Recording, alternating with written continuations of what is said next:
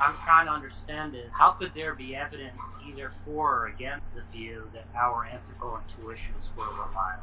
What exactly is evidence here? It seems to me the idea would be that if some ethical proposition were true, there'd be some expectation that would follow about whether we should know it. But why? Why would we have an expectation? Well, I don't really get what you're saying here. If there were moral facts, why would we think that we were getting moral facts correctly given whatever moral beliefs we have? Why would we think that?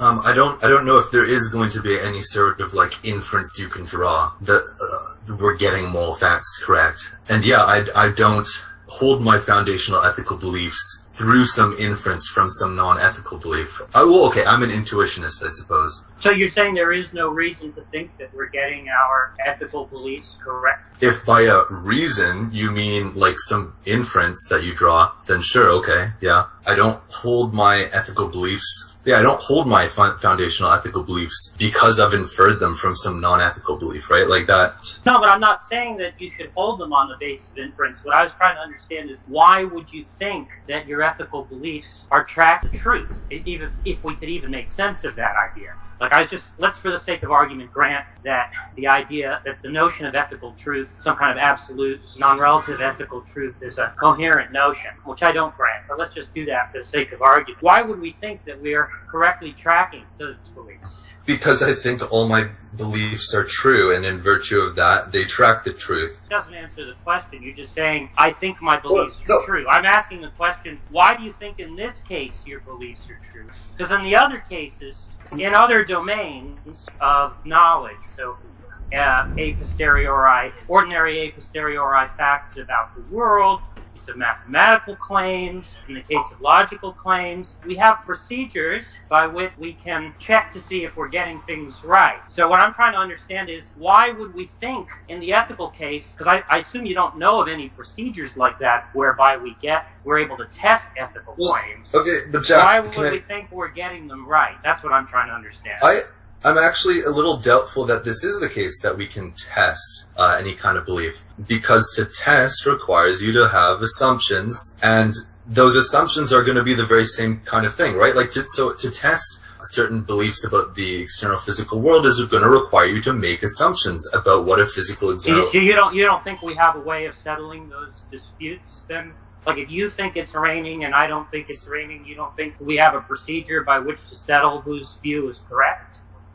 Well, I mean, yeah, because we can go outside, but let's suppose we do go outside. Well, that's exactly what I'm talking about. Okay, but Jack, this is the thing. Suppose we do go outside and you still think it's not raining and I still think it is. What then? Well, right? Like, that's the same... Isn't the idea about hypotheses of that kind that they generate different predictive expectations? Isn't that the idea? I don't see why. So you don't think that when there are two different hypotheses, that there are different predictive expectations generated? No, I mean, if a hypothesis can be something so general as just any sentence, and no, obviously not. But I mean, if you mean something much more constrained by a hypothesis, then I'm not sure if well, actually, we're only talking about minimal moral realism at this point, I think. But I wouldn't call minimal moral realism a hypothesis. No, of course it doesn't generate any expectations. It's a very trivial expectation that there are truths about morality. Well, I just don't. It seems to me that if you think that it's raining outside and somebody has an alternative hypothesis, in principle there's a way to gather evidence favoring one hypothesis over the other because the two generate two different predictive expectations. So we have a way of thinking, we have a procedure by which to actually ascertain truth.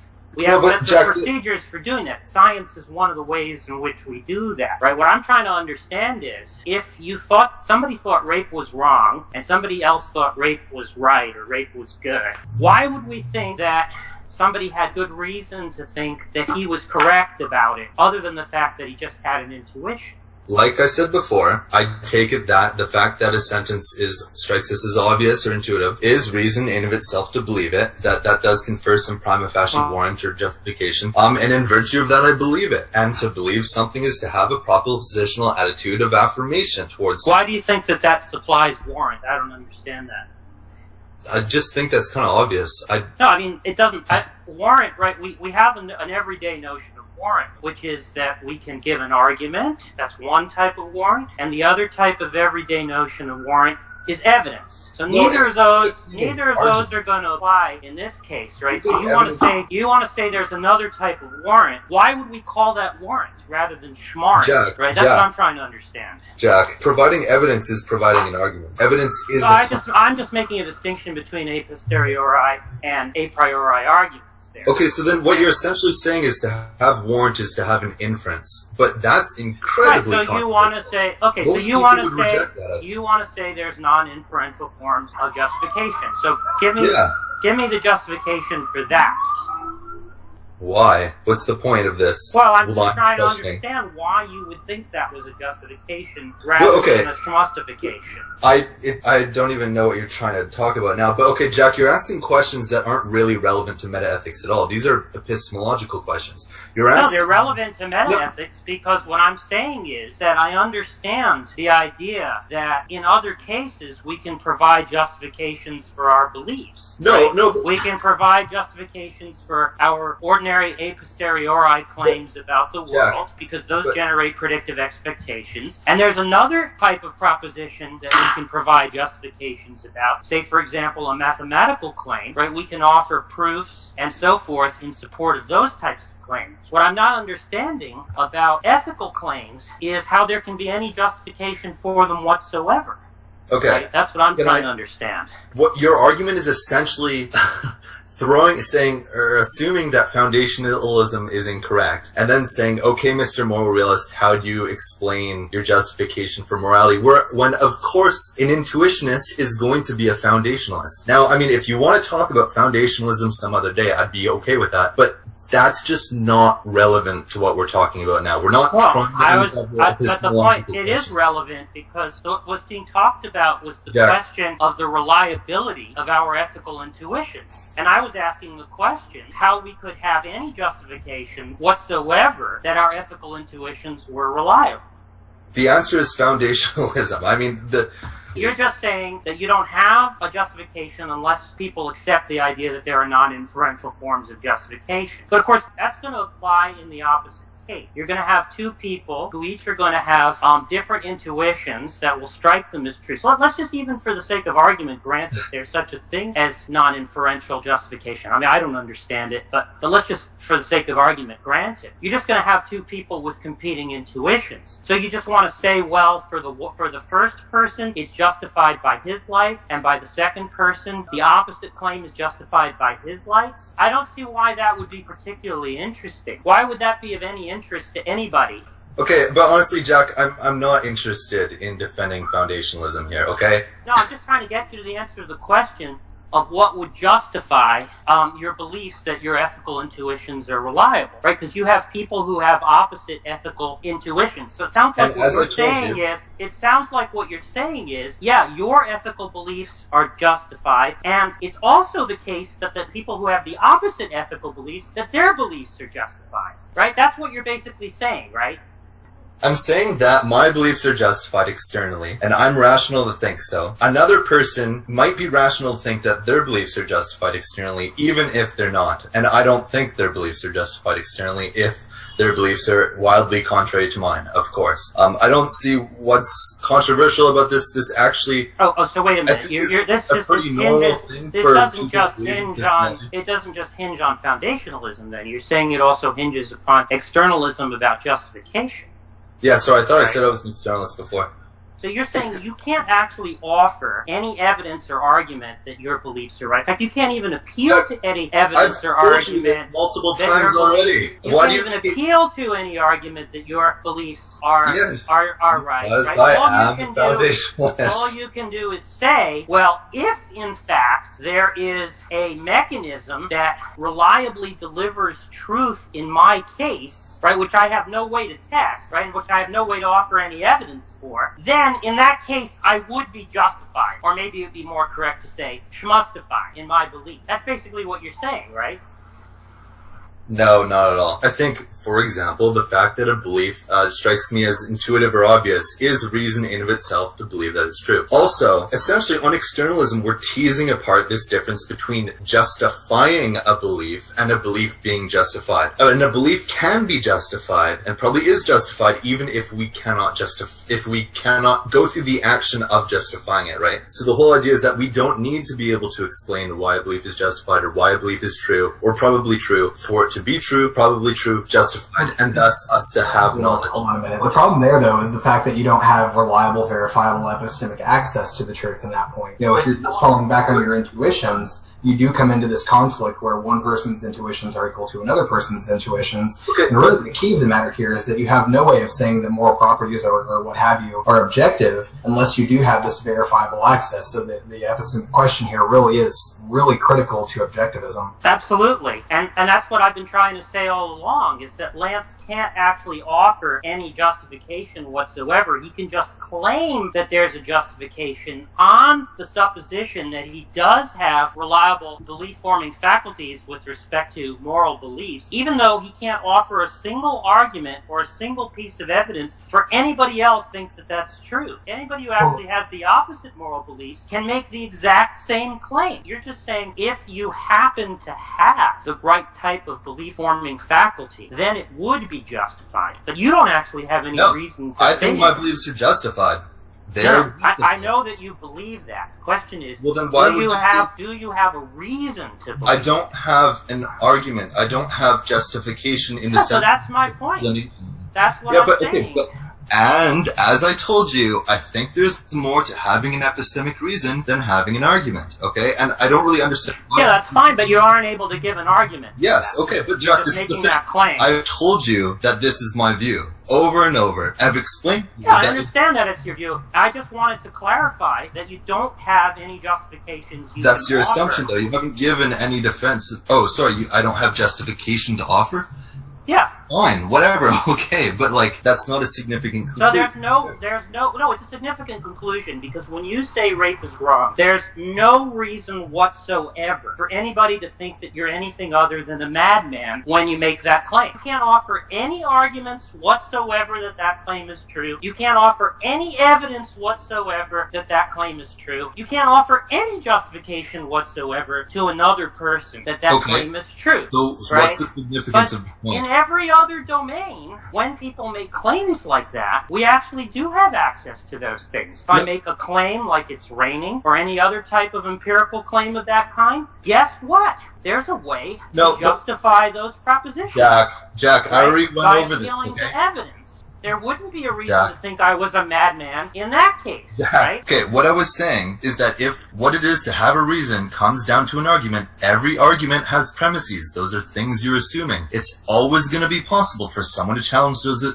premises, right? Or if it bottoms out into experience, it's always going to be possible for someone to have a contrary experience. The fact that this is possible, the fact that deep disagreement is possible, or even that it occurs, is not reason to think that you're wrong or not justified. But there's a clear disanalogy, right? Which is that under no circumstances whatsoever could you ever offer the slightest shred of evidence that your proposition you claim to be true is true. You couldn't offer even the slightest shred of evidence, no matter what assumptions I had. But Jack, you couldn't offer...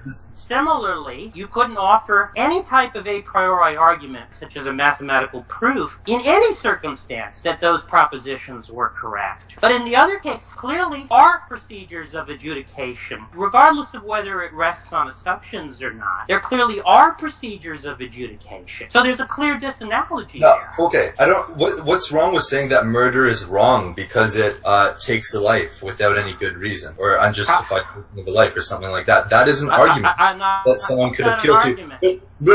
Of course, it's an argument. But Jack, okay, my point is, deep disagreement is going to be possible and occur any time you have people. Well, you haven't established that. You're just making that claim, right? I haven't finished my claim. But the point is, look, even if I were to grant you that there were such possibilities of deep disagreement, right? What I'm asking you is how you could offer any... Jack, in virtue of there being deep disagreement, you could not possibly say anything to convince the person. That's what it is for deep disagreement to occur, right? This has no interesting consequence. It has an interesting consequence, which is the point is that for any ethical claim, there isn't actually any way to provide evidence that the claim is true. Well, I think if I'm not misunderstanding you, Jack, I think the point you're basically trying to drive home is that in order to get to a particular, in order to get a moral proposition to have an evidential sort of impact, have a predictive impact, you have to insert something else into the moral proposition other than the proposition itself. In other words, you can't just have rape is wrong. You have to say, so-and-so believes rape is wrong for particular reasons. And then at that point you can start to have a dialogue and a discourse and break down whether those I don't think saying rape is wrong for X reason or Y reason would change anything predictively. Right? The question is, you have a proposition, rape is wrong, and somebody else has a rival hypothesis that rape is right. I'm just asking the question, how from either of those propositions can you derive any predictive expectations whatsoever? You seem to be implying Socratically that there is no way to justify that you need something else if you're going to look to justify it. And that's what I'm agreeing with you on, is that mere moral propositions colliding against each other in the ether, you're not going to be able to deeply ground those in any kind of coherent justification. When you say mere moral propositions, that seems to imply that there would be a way that we could somehow link up these propositions with other types of propositions such that we could have a genuinely explanatory theory, right? And I'm just not seeing how you could do that. So I wouldn't say merely. Well, I would say something like maybe what Sam Harris proposes, albeit maybe in a slightly different form, in that you can look at what things cause suffering, and you can see that there's a generalized. The deeper question is going to be, why should we think suffering is bad, right? And I don't see how Harris has any resources by which, or how anybody has any resources by which to answer that question. Right, and that's exactly the point, is the objective question is irrelevant. It's the subjective experience that's relevant to the moral conversation. The objective question is possibly unanswerable, as you imply. It's the subjective experience, the fact that most of us experience suffering as a bad thing for us that enables us to have a moral conversation. I'm not questioning the idea that suffering is going to be bad with respect to any individual. The controversial question is going to be why other people's suffering is bad. The idea of prediction is relevant in order to justify the claim that ethical proposition is true. So what would a moral prediction look like? I mean, would it be to say that if you cause this person suffering, or if your actions cause this mind to experience suffering, then your actions are immoral? See, I think that's the heart of the issue right there. Yeah, exactly. That's one of the main reasons why people have resisted thinking that moral propositions should be understood as somehow comparable to ordinary a posteriori claims, like that it's raining outside. Because in fact, the propositions are not actually justified by appeals to evidence, right? Because they don't actually generate predictive expectations. Although obviously some moral naturalists were attracted to naturalism as a solution to these meta-ethical quandaries precisely for the reason that they thought, well, maybe through naturalism we can actually come up with a science of morals and therefore give evidential support for moral claims, right? But see, I just don't see how naturalists it doesn't seem to me they figured out a way to solve that problem. And so then the other horn of the dilemma is to say, well, maybe this is the wrong way to go. We shouldn't look for evidence that the claim rape is right or rape is wrong. Instead, we should look at those as being analogous to other types of proposition which are not evidentially validated, things like mathematical claims, right? That's what more or less what the intuitionist route is they want to say, look, you're right, rape is wrong is not the kind of thing that there can be evidence for. It doesn't actually generate predictive expectations the way that a claim like it's raining outside does. So in fact, that's the wrong way to think about moral propositions. The right way to think about moral propositions is for them to be analogous to claims like 2 + 2 = 4, which is not an evidentially supported claim. But you see, I think they end up impaled on the other horn there because there is actually no good analogy between moral propositions and, say, mathematical propositions, right? Because in the case of mathematical propositions, well, there are a number of reasons. One reason is that in the case of mathematical propositions, we do actually have a way for justifying those claims, right? We have things like proofs, but we don't have anything like that in the moral case, right? I can't offer you a proof that rape is wrong in the way that I could offer you some kind of a proof. It's wrong to forcibly, I don't know, have sex with someone or non-consensually, and that is rape. We can offer proofs. We can offer arguments for ethical claims. It's just the premises are going to be other ethical claims. But that's not actually analogous with the mathematical case, right? I wasn't trying to say it is. I don't think it needs to be. Well, but the problem is, right, that in the mathematical case, you do actually have justifiers. So we're not actually entitled to say you're a madman for thinking that 2 + 2 = 4. But in the reason why that's a problem is that you can't do that in the ethical case, right? You can just say, look, rape is wrong. I don't have any evidence to offer you, but that's okay, because it's not actually an evidential claim like it's raining outside. So really, it's more like the mathematical claim. But wait a minute, in the mathematical case, you can offer something like a proof. You can't do that in your case. You can offer a proof too. You can say something like, sex has great potential for harm. Actions that have great potential for harm require the person being acted on to consent. Therefore, well, wait a minute. Harm is already a normative notion, so that wouldn't be. No, I don't think it is. But whatever, we can cash it out in terms of mere damage, physical or psychological damage. That's well, what I don't see how those are non-normative notions. Well, how would there be a non-normative? How would there be of damage?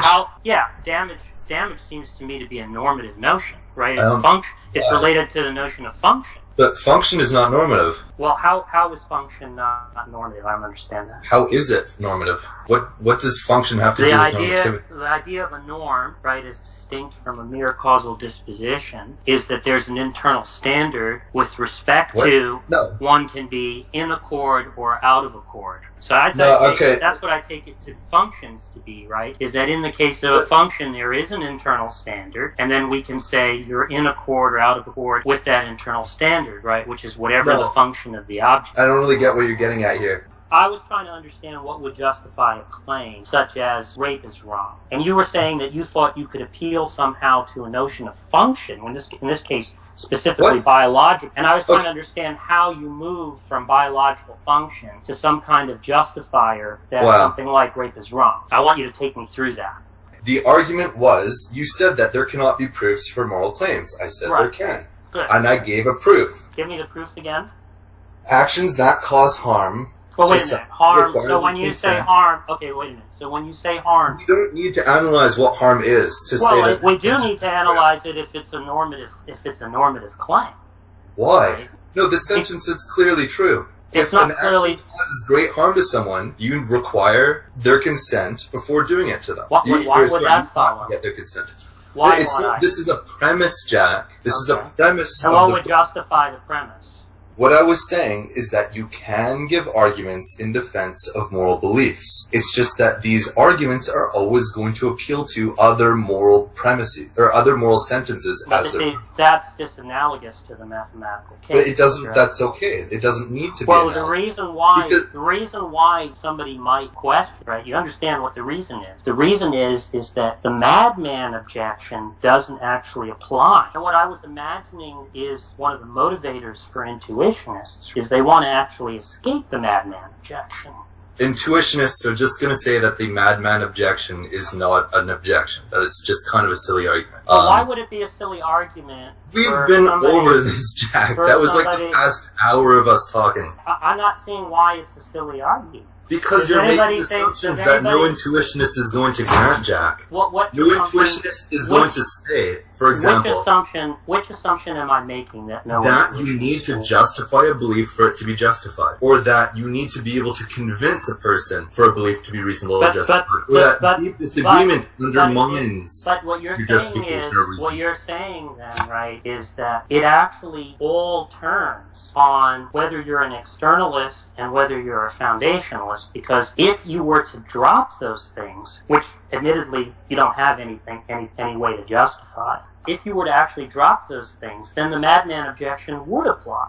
No, it wouldn't. Even if you're an internalist. Okay, so it doesn't. Okay, so it doesn't turn on internalism, and it doesn't turn on foundationalism. Okay, so take me through this. If I'm an internalist, how does it go? Well, no, Jack. Okay, there's nothing to take you through. You're making an assumption that no internalist would grant. Well, no, the internalist would say, look, if I don't actually have an argument, and I don't actually have any evidence for my belief, then I can't actually say that the belief is justified, because I don't actually have a justifier. Because the only types of justifications there are on internalism are going to be things like arguments and evidence. You're saying that it doesn't turn on internalism. I'm not seeing that. On internalism, you also have things like intuitions and observations, and arguments and evidence that's not all of it.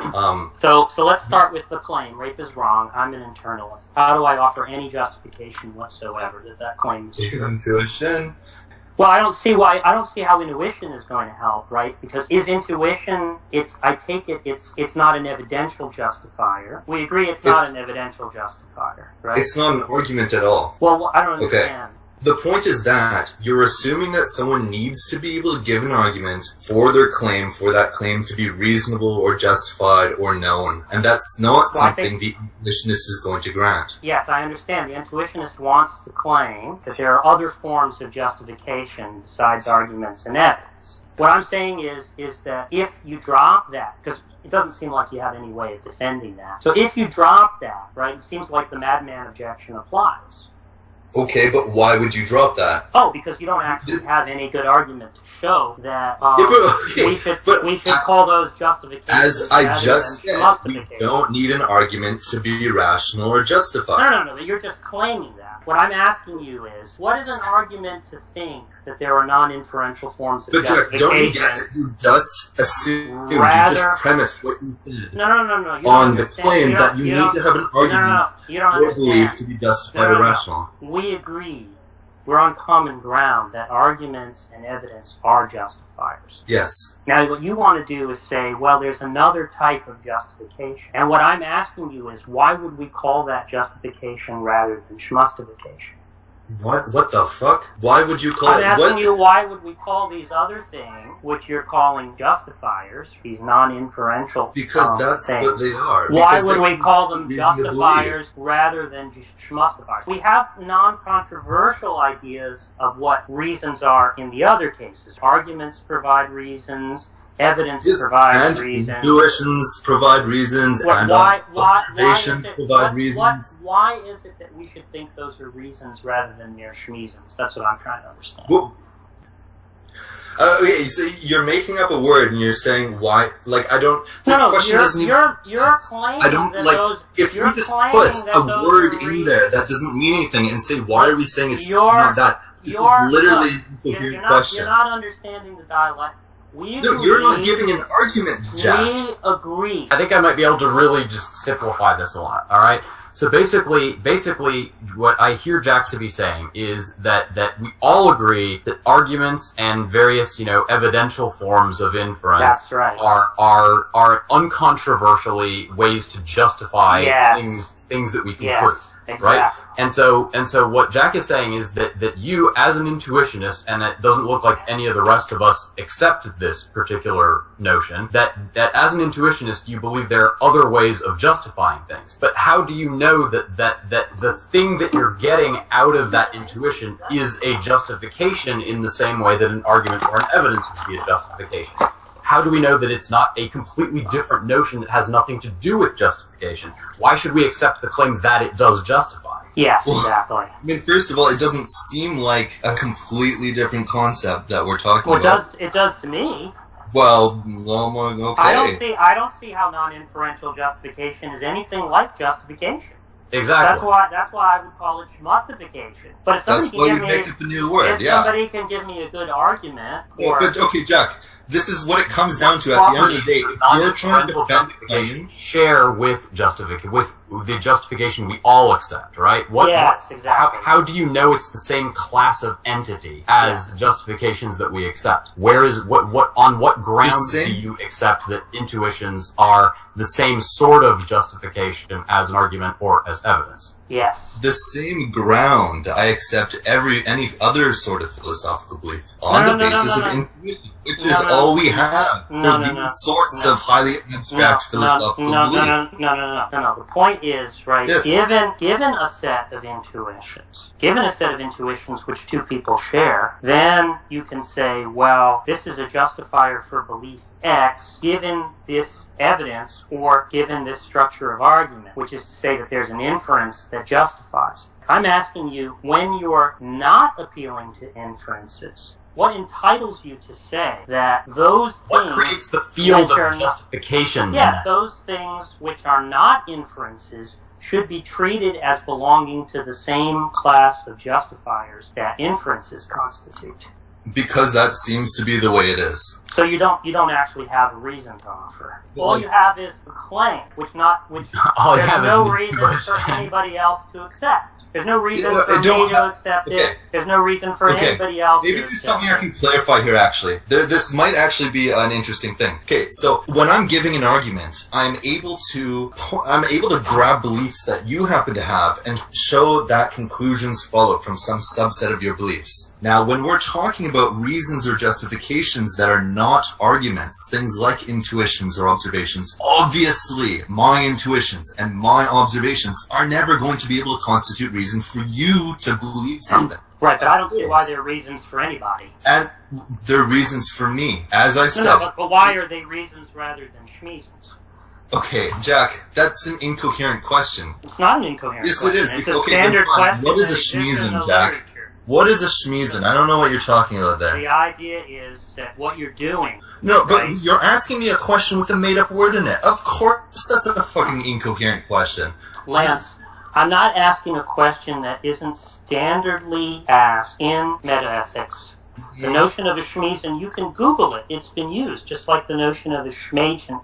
These are standard types of objections that exist in the literature, and they have to do with the fact that people want to make the claim, proponents of non-inferential justification want to make the claim that what these mental states are, or seemings, right, are actually a type of justifier. And the skeptic is saying, well, look, we have agreement across the divide as to certain things counting as justifiers.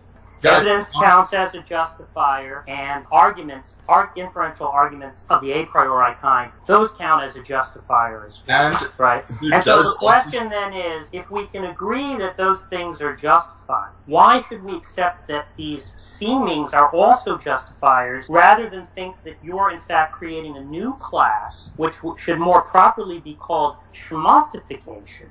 Yeah, okay, whatever. Rather than understand them to be justifiers. So I'm asking you, I accept arguments and evidence to be justifiers. I'm asking you, if you want to say seemings are also justifiers, why should I accept them as justifiers rather than see them merely as schmustifiers? Is there any reason for me to do so? First of all, if you want to say that, if you want to say that it's the tendency for people to see inferences and evidence is just another kind of an argument or an inference, it's an evidential argument, as the only kinds of justification and reason, then that's just not true. If you that's not what I said. Okay, but the thing is, what I said was that was uncontroversially those were uncontroversial. Okay, but also pretty damn uncontroversial, at least among laymen, maybe not so much among philosophers, but if you go to any layman and say, hey, I see it's raining right now, does that give me good reason to believe it's raining? They're going to be like, well, yeah. I don't see why the opinions. No, I'm saying that. Okay, you're trying to say that the concept of justification, that we have no reason to think that it permits non-inferential justification. I'm saying, of course it does. If you go to any layman, I'm not asking you non-inferential justification, you're going to know what you're talking about. You're not understanding what I'm asking you. Okay, everybody agrees that inferences and evidence count as justifiers. So the question is, if somebody thinks that those those things are justifiers, but they don't think that seemings count as justifiers. Why ought they think that those are justifiers rather than mere schmustifiers? They shouldn't. And that's in line with everything I've been saying before. If they have no other reason accessible to them, then of course no, they should. The point is, you don't have a reason either, right? No, that doesn't follow. Well, if I said to you, let's start uncontroversially from the idea that evidence and arguments are justifiers, and you wanted to extend to the notion of justification, you wanted to extend that notion to seeming. But the notion doesn't need to be extended. The common sense layman notion of justification. I don't see what difference. Jack, just a second here, okay? I don't see what difference the layman's notion makes. I'm asking you whether because you in actually philosophy, we are interested in developing the notions that laymen have. If you're just inventing a new concept, then because we're interested in answering questions that laymen ask. And the questions that evolve out of that. If you're just making up new terminology, then you're not doing anything interesting. You might as well just be playing definitions. The point is, we're asking you the question. For those of us who think, there's something fishy about the idea of thinking that a mere seeming is a justifier, why we should think that those are justifiers when in fact there's a class of our class of entities. I get what you're asking. I get you, Jack. I get what you're asking. You've kind of repeated this multiple times. And in fact, you actually asked two questions. You asked, first you were talking about the concept, and like I said, yes, this is just obvious that the concept of justification is non-inferential. But, okay, if you want to say someone who rejects this and maybe accepts that the concept permits non-inferential justification but still nevertheless doesn't believe in it, what reason would they have to believe in non-inferential justification? And I happily say maybe they have no reason. That's perfectly fine, but it does not follow that I don't have reason to believe. Well, wait a minute. But why would you're calling reasons? Why would we not see those as mere schmeasons? That's what I'm trying to understand. Why would they be schmeasons? That's ridiculous, Jack. Well, because as I say, Jack, the concept of a reason, an epistemic reason or justification, permits non-inferential justification. This is a part of the concept. You're begging the question there. No, I'm not begging the question. I'm explaining everybody grant that no, but there's a difference between and arguments constitute reasons to believe, right? You want to say that seemings also constitute reasons to believe. Yes. And I'm asking you, why should I think those are reasons to believe rather than mere schmeasons to believe? Because I don't know what a fucking schmeason is, Jack. What are you asking me here? Well, see, you have to know that this question is meaningless. It's not a meaningless question because what I'm asking you is, why should we think that those actually count as justifiers rather than see them as some other type of thing than a justifier? And the answer is, maybe there is no reason for you to see it, but I have a reason. No, but when you say it's a reason, you're begging the question that what you're talking about are reasons rather than schmeasons. No, Jack, right? begging the question is giving an argument where you've assumed the conclusion in a premise. I'm asking you. Done that. Right? I'm asking you, what is your reason for thinking so? Yes. And what you're doing is appealing to a seeming, which is what's in question. What's in question is whether seemings actually count as reasons rather than schmeasons. But so Jack, you can't say that you're appealing. You can't say that it constitutes a reason when that's what's being controverted. Jack, but as I said, I'm not giving an argument, so I couldn't possibly be begging the question. I don't care if you're not convinced by the things that convince me. That isn't a problem. And that, the fact that you are not convinced by the things that convince me doesn't mean that I'm not. The fact that you're not convinced by the things that convince me, or even that you should not be convinced by the things that convince me, does not entail that I should not be convinced by those things. Look, what I'm trying to establish... You do not have an argument here. The things you're saying do not entail what you're trying to conclude. What I'm trying to establish is that you can't offer any justifications whatsoever for anybody to be an intuitionist if they're not one, for anyone to be a foundationalist if they're not one, for anybody to be an externalist about justification over and over, and I've told you, it doesn't have the conclusions. And what follows from that is no. That unlike in the case of mathematical proposition or ordinary empirical claims, There is no actual madman objection that applies in those latter cases, but there is one that applies in the case of moral propositions. You cannot offer any reason whatsoever for anybody who doesn't actually already share your moral views that your moral views are correct. Whereas that's not actually the case when we're talking about ordinary empirical claims or talking about mathematical claims or something. And that's what I'm trying to establish. That's precisely what I'm trying to establish. Even apart from the fact that you can't give an account of what an external normative reason is, right? You can't even give a coherent account of what that is. Let's leave that aside. Even if I couldn't establish that your position was incoherent, it would be sufficient to establish that you can't justify any of it. And that's precisely what I've been trying to do, is to show that you can't offer any reason for anybody to think anything that you believe about moral claims is true.